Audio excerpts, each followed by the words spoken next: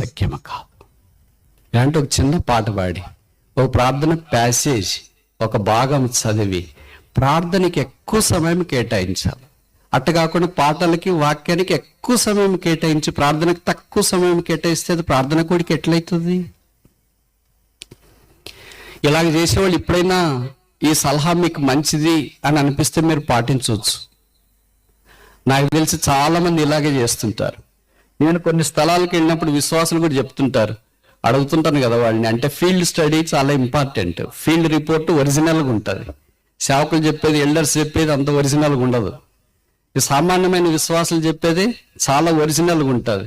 మీరు ప్రార్థన చేస్తుంటారా బ్రదర్? మందిరానికి వెళ్తే ఎక్కడ బ్రదర్ పెద్ద పాటలు పాడతారు, గంట సేపు వాక్యం చెప్తారు, ఇంకా అర్ధ గంటలో ప్రార్థన చేయమంటే ఎవరో ఒకళ్ళు ఎప్పుడు ప్రార్థన చేసేవాళ్ళు ఉంటారు కదా, వాళ్ళు ఆరంభిస్తే వదలరు, వదిలితే ఆరంభించరు. అలా ప్రార్థన చేయని వాళ్ళు చాలా మంది